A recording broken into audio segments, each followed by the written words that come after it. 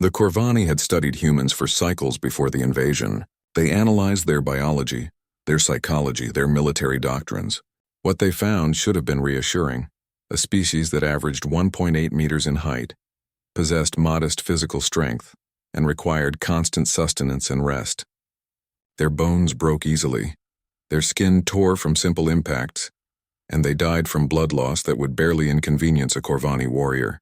What the aliens failed to understand was that humans were not defined by their limitations. They were forged by them. Sergeant Marcus Chen had been captured during the failed defense of Europa Station.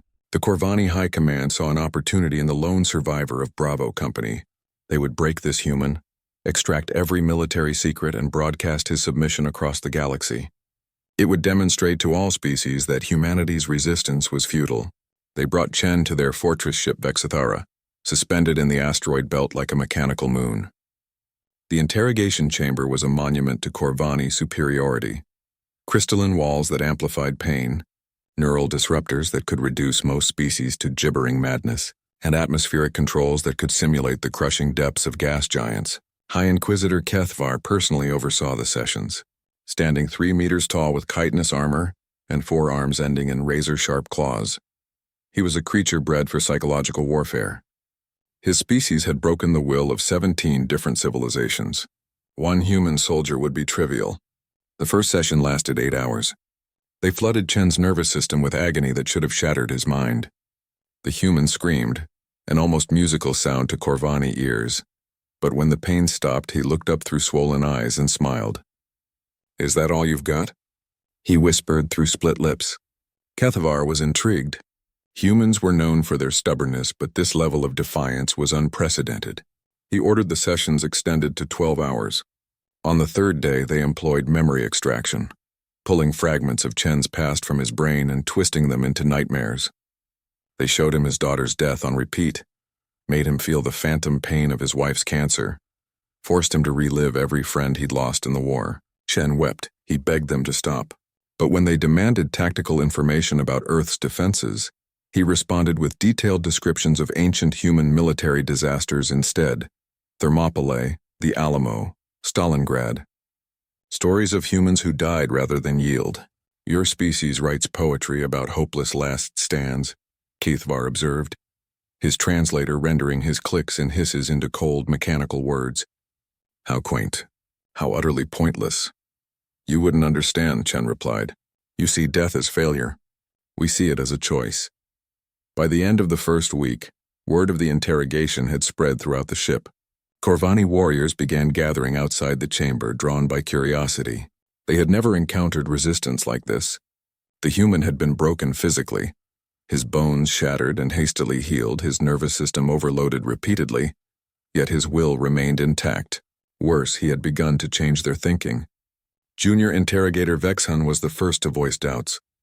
During a strategy meeting, he wondered aloud why humans fought so desperately when victory was mathematically impossible. Other officers began asking similar questions. What drove a species to continue when logic demanded surrender? Kethvar noticed the shift in his subordinate's demeanor.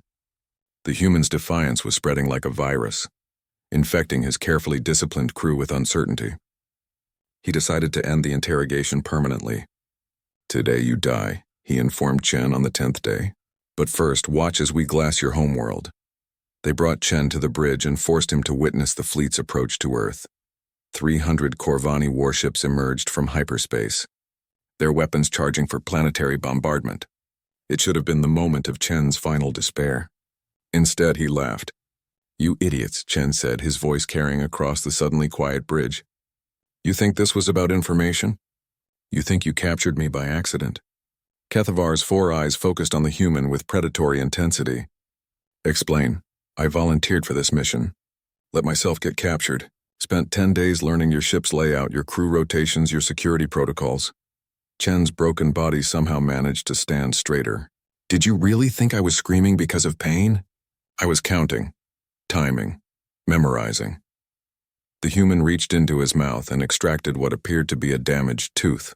With practiced efficiency, he twisted it apart, revealing the compact neural interface hidden within. "Combat AI activate," he said clearly. Throughout the ship, human-designed nanites, introduced through Chen's saliva and spread by the ventilation system during his interrogation, simultaneously activated. They had been mapping the ship's systems for days, waiting for this moment. The lights died first, then the artificial gravity. Emergency klaxons wailed as life support systems began failing. In the confusion, Chen's enhanced muscles, augmented by military nanotechnology that had been slowly repairing his body throughout his captivity, allowed him to move with inhuman speed. He killed Kethvar with the High Inquisitor's own ceremonial blade. What followed was not a battle, but a cascade of system failures. The nanites shut down navigation, communications, and weapons control. Without central coordination, the Corvani fleet hung helplessly in space as Earth's defense grid, very much intact despite their intelligence reports, opened fire. Chen fought his way to the ship's communication array and broadcast a message to the dying fleet. "This is Sergeant Marcus Chen, Terran Marine Corps. I was ordered to deliver a message from humanity. We don't break, we don't surrender, and we sure as hell don't forget." The Vexthara exploded 7 minutes later, taking Kethavar's body and Chen's nanite-enhanced corpse with it. But the message reached every ship in the fleet before their destruction. Those few Corvani vessels that escaped would carry the story back to their empire. Humans could not be broken, only martyred. And martyrs, as any student of human history knew, were far more dangerous than living soldiers. The failed invasion marked the beginning of the Corvani Empire's collapse. Not through military defeat, but through the slow erosion of certainty. Their warriors began questioning orders. Their citizens demanded to know why they fought a species that chose death over submission.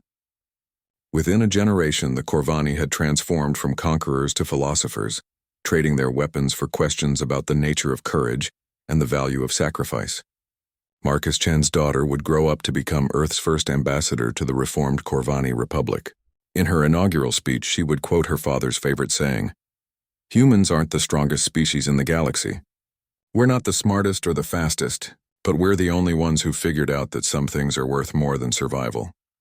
The Corvani delegates, descendants of warriors who once thought themselves invincible, stood and applauded.